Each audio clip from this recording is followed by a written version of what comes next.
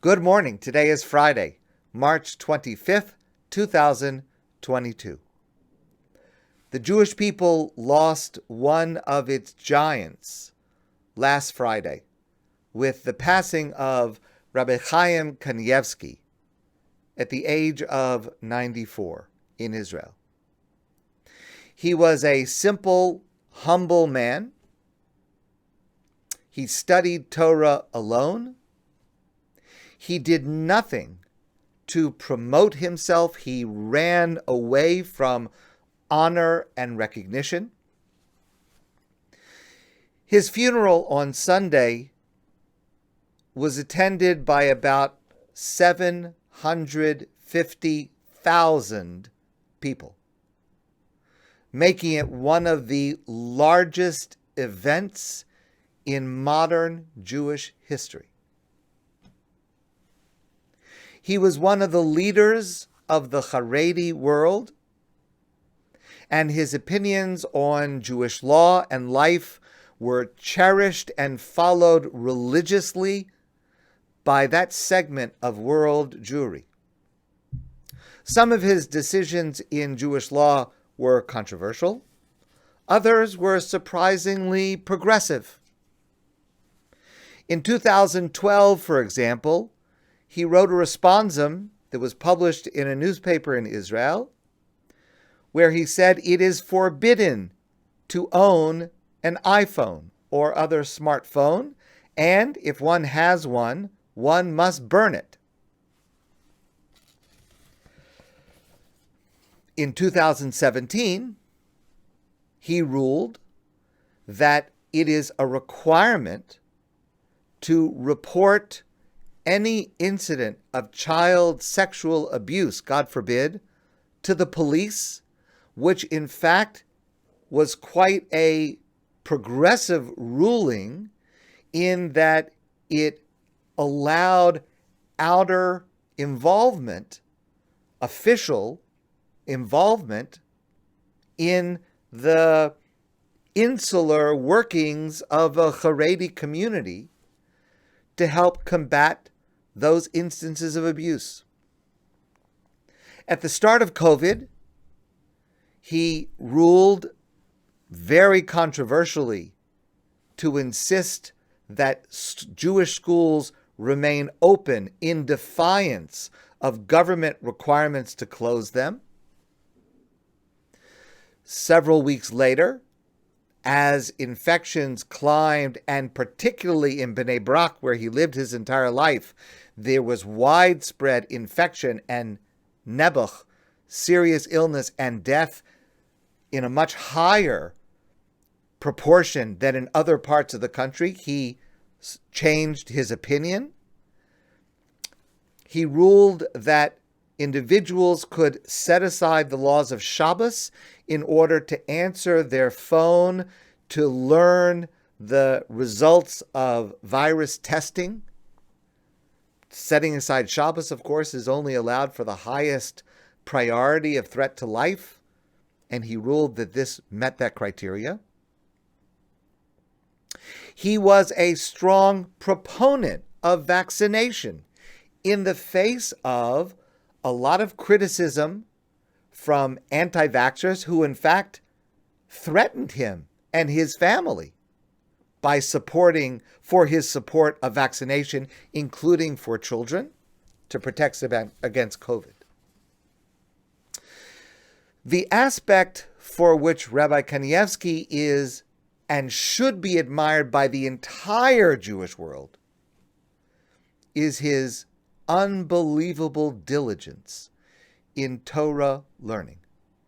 His entire life, every waking moment, was spent studying Torah at the highest imaginable level.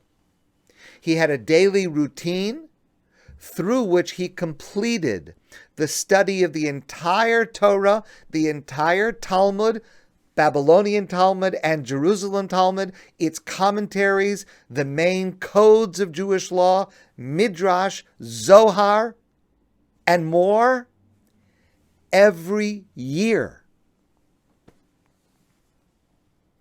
a feat that only a tiny group of scholars manages in a lifetime. He published over 50 books on advanced, often obscure Talmudic subjects. He wrote a new book every Jewish leap year because he had an extra month. Adar Sheni, the second month of Adar, he would write a book. A scholar in Israel once approached him on the street to ask if he knew the source of an obscure rabbinic statement. And Reb Chaim thought for a moment, and the two of them started walking slowly together. And then Reb Chaim said, "It's not in the Babylonian Talmud." A moment later he said, "It's not in the Jerusalem Talmud." And this man realized that Reb Chaim was reviewing in his mind, faster than Google, the entire gigantic corpus of rabbinic literature to try to find this source. Rabbi Yisachar Katz wrote, "This is a man who was madly in love with Torah. His infatuation with Torah was pure, unadulterated, and insatiable. And this is something that is so important for every one of us to absorb, one of the three who eulogized him at his funeral was Rabbi Yitzchak Zilberstein. And he said that Rabbi Chaim Kanievsky was not born a genius. He diligently reviewed over and over again what he learned from the time that he was a boy. He toiled, he struggled, he immersed himself in learning Torah, and that is how he became Reb Chaim Kanievsky that we know. The one person, it would appear, who encompassed more Torah than anyone else in our generation. You're not born Reb Chaim. You become him or her through work and effort and diligence. And that is true for every one of us, and it's true in every area of life. Now, all of this is well known to many, many Jews around the world.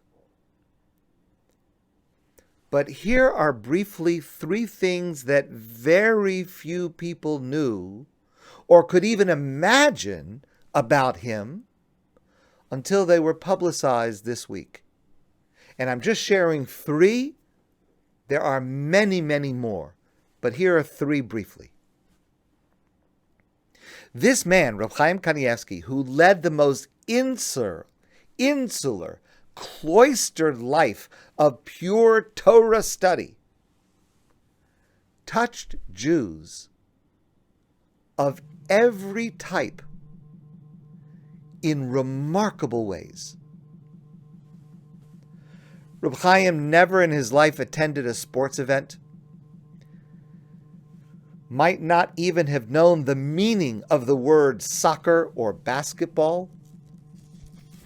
And yet, this past week, when Beitar Jerusalem, Israel's premier soccer team, and Maccabi Tel Aviv, Israel's premier basketball team, played games this week, the players on both of those teams wore black armbands in memory of Reb Chaim Kanievsky.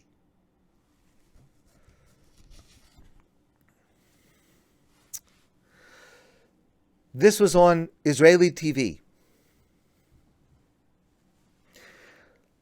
So there's a man, his name is Baruch ben Yigal.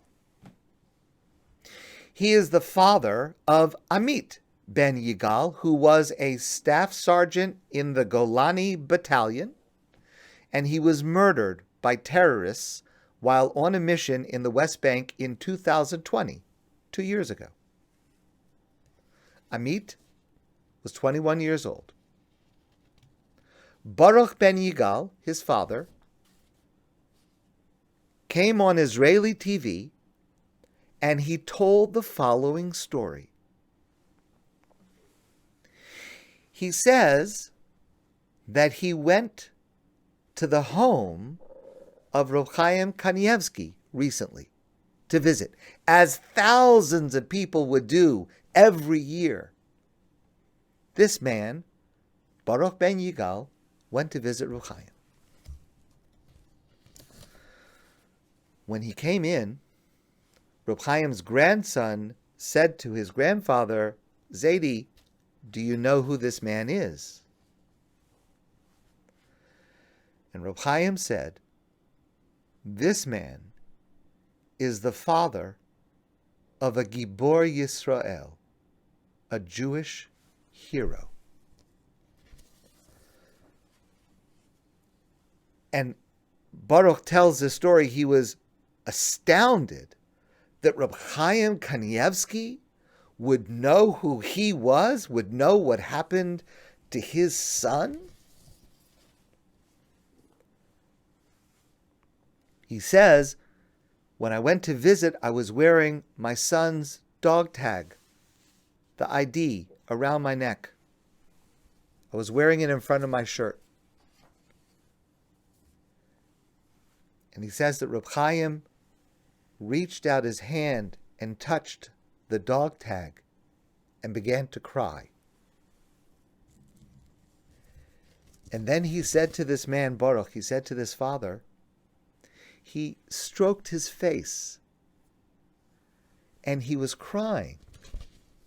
And he said, I want you to know that the soul of your son is now, at this moment, as close as possible to God's divine presence. And I want you to know, Reb Chaim said, that your son's soul rests beside Rabbi Akiva.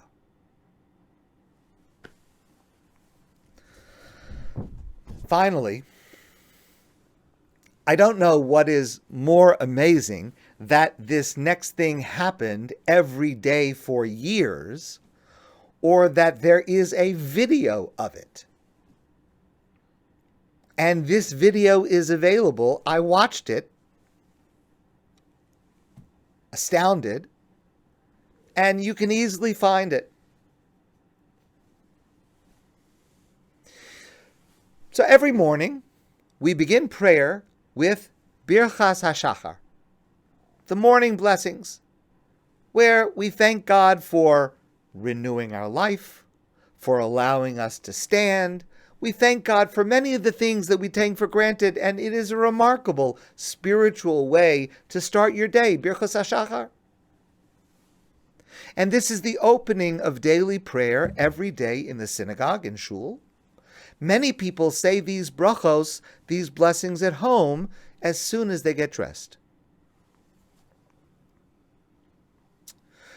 Reb Chaim's wife, Rebbetzin Batsheva, who was a remarkable woman in her own right, passed away a number of years ago. For years, every morning, Reb Chaim and Rebbetzin Batsheva said the Birchas HaShachar together, these daily morning blessings together, the two of them alone in their home. Reb Chaim would say each bracha, and Rebbetzin Batsheva would answer Amen, and then Rebbetzin Batsheva would say each bracha, and Reb Chaim would answer Amen. Can you imagine the quality of a marriage that starts every day like that? Reb Chaim Kanievsky, may his memory be a blessing and an inspiration for every one of us. My friends, I want to wish you a great day and a wonderful Shabbos. And I look forward to seeing all of you soon in person.